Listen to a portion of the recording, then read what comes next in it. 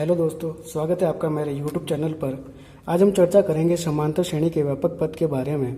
इससे पहले के वीडियो में हम समांतर श्रेणी के बेसिक कॉन्सेप्ट के बारे में पढ़ चुके हैं कि समांतर श्रेणी क्या होती है, समांतर श्रेणी का निर्माण कैसे होता है, उसमें प्रथम पद क्या होता है, उसमें सार व अंतर क्या होता है।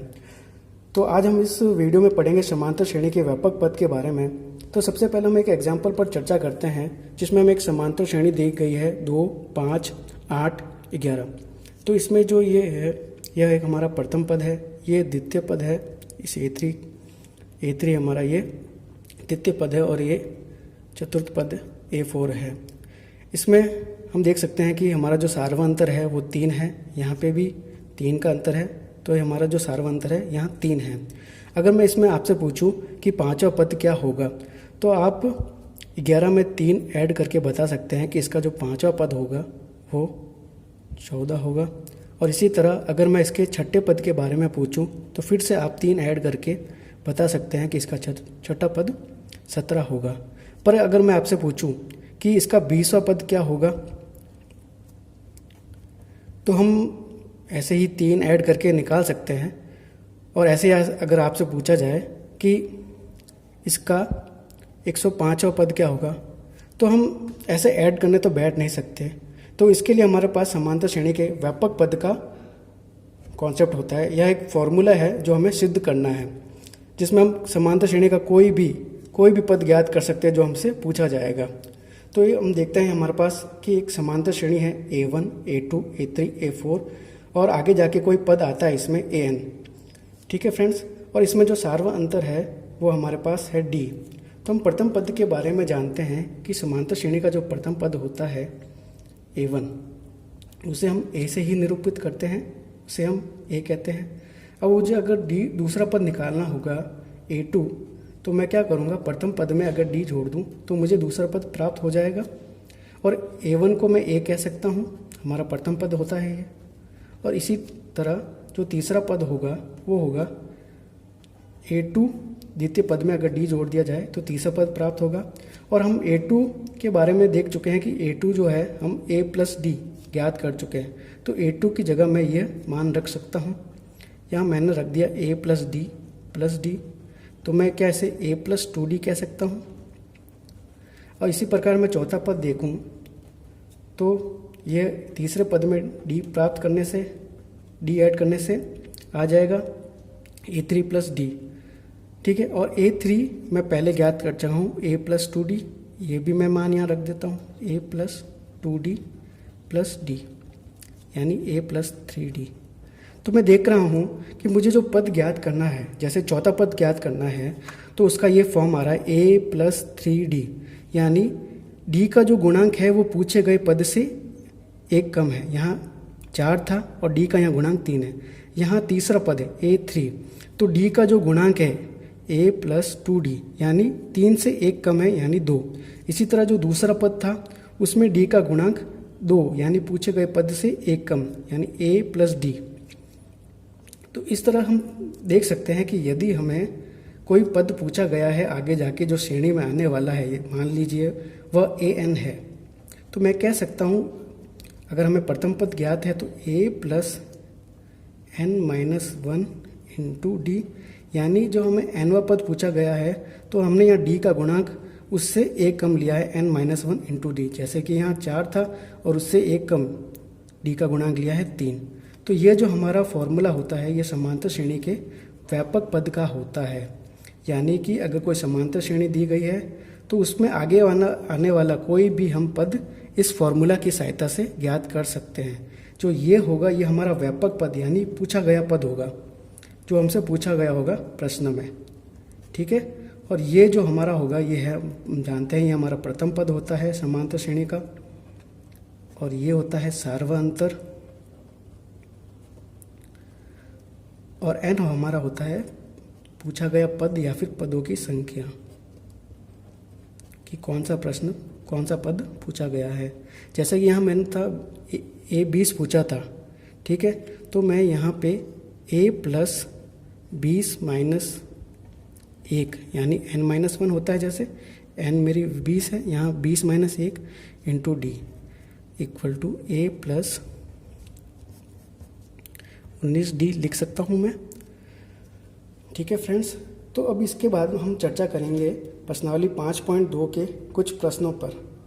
तो ये कॉन्सेप्ट बहुत ज़्यादा काम आने वाला है, जैसे कि यहाँ पर तो हम फार्मूला लगा रहे हैं, आगे आने वाले प्रश्नों में हम फार्मूला भी नहीं लगाएंगे और सीधा जो कोई अगर हमें कोई पद पूछा जाता है, यानी किसी समांतर श्रेणी में हमें 34वां पद पूछ लिया, तो हमें फार्मूला लगाने की ज़रूरत नहीं है। हम सीधा लिख सकते हैं a प्लस डी का जो गुणांक है उस 34 से एक कम ले लो 33D। यहाँ पे हमें a और d का मान समांतर श्रेणी में पहले से ही दे रखा होगा, इसलिए हम a 34वां पद भी हम ज्ञात कर सकते हैं। तो आइए हम इसके प्रश्नों की तरफ बढ़ते हैं। प्रश्न किस किस प्रकार के पूछे जाते हैं, हम प्रश्नावली 5.2 के पहले प्रश्न पर चर्चा करते हैं। तो प्रश्न क्या कह रहा है, देखिए, ज्ञात कीजिए समांतर श्रेणी 2, 7, 12 का 10वां पद, यानी हमें एक समांतर श्रेणी दे रखी है, उसका हमें 10वां पद ज्ञात करना है। ठीक है फ्रेंड्स, तो हम जानते हैं सबसे पहले हमें सार्वंतर ज्ञात करना होगा। सार्वंतर के लिए हम पता है कि D इक्वल टू होता है द्वितीय पद माइनस प्रथम पद, यानी 7 में से 2 माइनस कर दूं तो मेरा 5 प्राप्त होगा, यही मेरा सार्वंतर है। और अभी हम व्यापक पद के फॉर्मूले की चर्चा कर चुके हैं, जो होता है an equal to a plus n minus 1 into D. ठीक है फ्रेंड्स, तो हमें इसका 10वां पद ज्ञात करना है, यानी n की जो वैल्यू है यहाँ n यानी 10 है, यानी मुझे 10वां पद ज्ञात करना है। तो यहाँ मैं a 10 लिख देता हूँ, a plus 10 minus 1 into D. तो यह a प्लस 9d होगा। a की जब क्या वैल्यू है, 2 दे रखी है प्रश्न में। ठीक है, यह हमारा प्रथम पद है, 9 है, और यहाँ d जो सार्वंतर हमारा है वो हमें 5 प्राप्त हुआ है। 8n, तो 8n हमारा जो 10वां पद है वो क्या प्राप्त होगा, 2 प्लस यहाँ हो जाएगा 45, जो कि 47 होगा। ठीक है, तो ऐसे हम कोई भी पद निकाल सकते हैं। जैसे इसमें आपसे 15वां पद भी पूछ सकता था, तो सीधा हम a प्लस 14d करके निकाल सकते थे। a की वैल्यू 2 रख देते, d का मान हम 5 रख देते, और इस तरह से हम सीधा इसका 15वां पद भी निकाल सकते थे। चलो इसका दूसरा प्रश्न देखते हैं कि वो क्या कहता है। वो भी इजी है। अब तो सारे जो प्रश्न है इसी एक फॉर्मूला पे डिपेंड करते हैं। तो एक समांतर श्रेणी दी गई है √2, 3√2, 5√2। ठीक है फ्रेंड्स, तो हमारा जो प्रथम पद है a, तो √2 हो जाएगा। और d की बात करें तो हमें पता है वो होता है a2 माइनस a1, यानी 3√2, और यहाँ √2 प्रथम पद है जो है हमारा। √2 अगर मैं कॉमन ले लूँ तो 3 माइनस 1 यानी 2√2। हम सीधा भी हम माइनस कर सकते हैं, 3√2 माइनस √2 2√2 आएगा। ठीक है, और हमें हम क्या ज्ञात करना है, समांतर श्रेणी का 18वां पद। जैसा कि मैं कहा था आपको कि जैसे a 18वां पद हमें याद करना, तो हम सीधा a प्लस 17d लिख सकते हैं। पर हम अभी शुरुआत कर रहे हैं तो हम शुरू में फॉर्मूला का यूज़ करेंगे कुछ टाइम तक। तो हमें an इक्वल टू फॉर्मूला हमें पता है a plus n minus 1 into D होता है। यह है हमारा 18वां पद a 18। ठीक है फ्रेंड्स, ये हो गया a प्लस 18 माइनस 1 और d। ये हो गया a प्लस 17d। a का मान मैं रख सकता हूँ यहाँ से √2 और 17, और d का मान मैं रख सकता हूँ 2√2। तो √2, अब इन दोनों को मैं मल्टीप्लाई करूँगा तो 34√2 आएगा, और इनको अगर ऐड कर दूँ तो ये आएगा 35√2। तो हमारा जो 18वां पद होगा वो ये होगा। ये पहले प्रश्न का दूसरा पार्ट था। ठीक है फ्रेंड्स, अब मैं पहले प्रश्न के तीसरे पार्ट आपके सामने रखना जा रहा हूँ।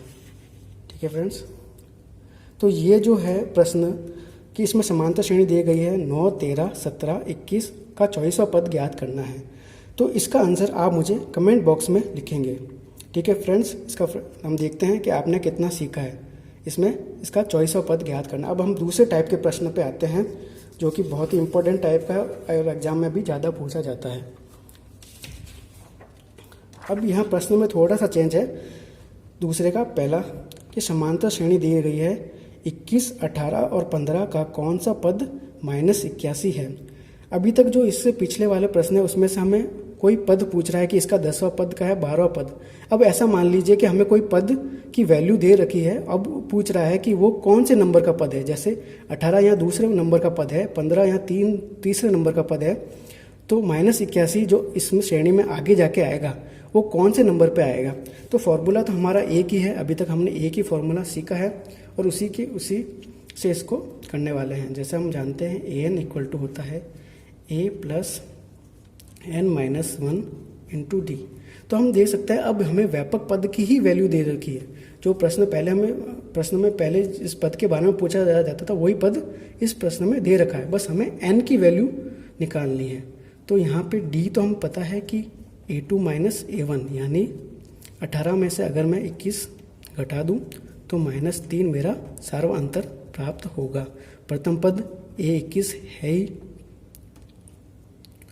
तो यहाँ पे an जो ये an की वैल्यू है हमें पहले से -81 दी गई है। तो यहाँ मैं देख सकता हूँ -81 रख देता हूँ और a मेरे पास 21 है प्लस n हमें पता नहीं है इसमें, तो अभी हम इसको ऐसे ही रहने देंगे। और जो सार्व अंतर है मेरा -3 है, ये यहाँ जाके माइनस हो जाएगा -21 n-1 गुणा -3, ये हो जाएगा माइनस का 102 n-1 माइनस का 3। अब ये गुणा में है, वहाँ जाके भाग में हो जाएगा। माइनस का पूरा हमने यहाँ ले लिया है n-1, तो यहाँ माइनस से माइनस कट गया, मैं सीधा भाग लगा रहा हूँ मैं 9 बार और ये 34 आएगा। और n-1 इक्वल टू, आप साइड में भाग दे के भी लिख सकते हैं अगर आपको सीधा भाग नहीं दिया जाता है। तो मैं यहाँ n-1 34 आ गया, अब यहाँ माइनस का है 1, वहाँ जाके प्लस में हो जाएगा, तो n इक्वल टू 34 + 1 यानी n इक्वल टू 35, यानी जो मेरा -81 है वो इस श्रेणी का 35वां पद है। ठीक है फ्रेंड्स, अब इसी टाइप के हम समांतर श्रेणी के इसके दूसरे के सेकंड क्वेश्चन की चर्चा करते हैं। सेम क्वेश्चन है, समांतर श्रेणी दी गई है हमें 84, 80, 76 डैश यानी आगे और जाएगी का कौन सा पद शून्य है। अब हम देखते हैं यहाँ हमारा सार्व अंतर क्या होगा, जो होगा a2 माइनस a1 यानी 80 माइनस 84, ये हमारा माइनस का 4 होगा। फॉर्मूला हमें पता है, एक ही फॉर्मूला यूज़ लेना है इसमें, a plus n-1 into D. तो हमें यहाँ जो पद है कौन सा पद शून्य होगा, तो हमें पता है यहाँ हमारा an का जो मान है वो शून्य है। 0 इक्वल टू हमारा प्रथम पद 84 है प्लस n-1 और d हमारे पास माइनस का 4 है। ये यहाँ जाएगा माइनस का हो जाएगा, माइनस का 84 n-1 माइनस का 4। हम माइनस माइनस को सीधा ऐसे भी काट सकते हैं, ये इससे कट जाएगा 84 में। अब यहाँ गुणा में था, इसमें मैं यहाँ भाग में भेज दिया है n-1। ठीक है, अब इसमें जब भाग दूंगा तो ये 2 बार और 1 बार जाएगा n-1, यानी 84 को 4 से डिवाइड करने पर 21 आता है। अब यह इसको मैं वहाँ पे भेज दूंगा तो 21 + 1 ये आएगा n इक्वल टू 22, यानी समांतर श्रेणी का जो 22वां पद है वो शून्य होगा। तो पहले के क्वेश्चन में ये था कि 22वां पद पूछ रहा था तब उसकी मान शून्य आता, यहाँ पे शून्य दे दिया कि 22वां पद शून्य है, हमें बताना है कि n का मान बताना है। ठीक है फ्रेंड्स, अब हम इसके तीसरे क्वेश्चन की ओर बढ़ते हैं। तो इसका ये प्रश्न है जो कि पिछले जो किए गए उससे थोड़ा सा अलग है। क्या संख्याओं के अनुक्रम 5, 11, 17, 23 का कोई पद 301 है। इस बार हमें कुछ सवाल थोड़ा अलग टाइप से दिया गया है कि एक समांतर श्रेणी दी गई है, हमें देखना है कि क्या यह संभावना है कि आगे जाकर इसमें कोई पद 301 आ सकता है। तो इस टाइप के प्रश्न कैसे करेंगे। सबसे पहले तो सार्वंतर ज्ञात कर लेते हैं। d इक्वल टू होता है a2 माइनस A1। ठीक है फ्रेंड्स, तो D इक्वल टू हो जाएगा 11 माइनस 5 यानी कि 6। फॉर्मूला तो हमारे पास एक ही है व्यापक पद का, AN equal to A plus N minus 1 into D। तो हमें जांच करना है कि क्या आगे जाके संभावना है ये कोई पद आ सकता है, तो इसे ही हम मान ले व्यापक पद मान लेते हैं जो कि AN होगा 301। ठीक है फ्रेंड्स, A का मान 5 दिया गया है क्वेश्चन में, N माइनस 1 सर्वांतर D से गुणा, तो यहाँ मैं 301 में से 5 माइनस हो जाएगा, N माइनस 1 6, ये मेरे पास हो जाएगा 296 N माइनस 1 इंटू 6। ठीक है friends, N minus 1 equal to 296 divide by 6। तो अब हम जब इसमें भाग देंगे तो भाग दे देते हैं। मैं भाग दे के साइड में इसलिए बता रहा हूँ, कुछ समझाना चाहता हूँ आपको। ये हो गया 4 बार 24 5 और यहाँ आया 56।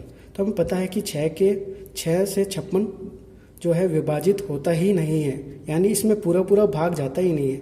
जब ये पूरा भाग नहीं जा रहा है तो मैं सीधा कह सकता हूँ कि ऐसी कोई संभावना नहीं है कि इस श्रेणी में आगे जाकर कोई पद 301 आएगा।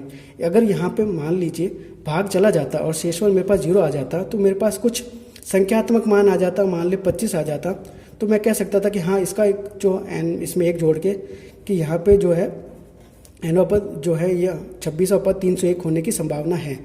पर यहाँ पे भाग पूरा नहीं जा रहा है भाग, तो हम कह सकते हैं कि ऐसी कोई संभावना नहीं है कि आगे जाके कोई पद 301 आएगा। इसी प्रकार इसका चौथा प्रश्न भी इसी प्रकार का है। वो देखते हैं हम क्या है कि क्या समांतर श्रेणी 11 18 5 2 का कोई पद -150 है। तो फिर से D सार्वंतर जो होगा A2 माइनस A1 यानी 8 माइनस का 11, ये हो जाएगा मेरे पास माइनस का 3। और व्यापक पद का एक ही फॉर्मूला जो हम बार यूज़ ले रहे हैं, A plus N minus 1 into D। A हमें पता है 11 है, D हम -3 निकाल चुके हैं और हम मान लेते हैं ये हमारा यही व्यापक पद है, यानी हमें ज्ञात करना है कि ये आगे जाके ये आने की संभावना है या नहीं। तो मैं -150 यहाँ लिख लेता हूँ। हम देखते हैं यहाँ A की वैल्यू मैंने 11 रख दी है, N माइनस 1 हमें पता नहीं है और D की जगह माइनस का 3 रख दिया है। ठीक है फ्रेंड्स, अब ये इस तरफ जाएगा -150 माइनस का 11 N माइनस 1 इंटू माइनस का 3, ये हो जाएगा माइनस का 161 equal to N minus 1 divide into minus का 3। ये माइनस से माइनस कट जाएगा तो N माइनस 1 जो मेरा आएगा 161/3। अब इसको भी अब अगर भाग दोगे तो आप प्राप्त करोगे पूरा भाग नहीं जाएगा, शेषफल कुछ ना कुछ बचेगा। तो इस श्रेणी में भी यह -150 जो है इसका कोई पद नहीं हो सकता, नहीं होगा। ठीक है फ्रेंड्स, तो आज के इस वीडियो में हम इतना ही रखेंगे। इससे आगे के प्रश्नों पे हम आगे की वीडियो में चर्चा करेंगे। उसका लिंक मैं डिस्क्रिप्शन में दे दिया हूँ आपको। तो अगर आपको वीडियो पसंद आया है तो लाइक कीजिए, सब्सक्राइब कीजिए मेरे चैनल को और अपने दोस्तों के साथ भी शेयर कीजिए। धन्यवाद दोस्तों।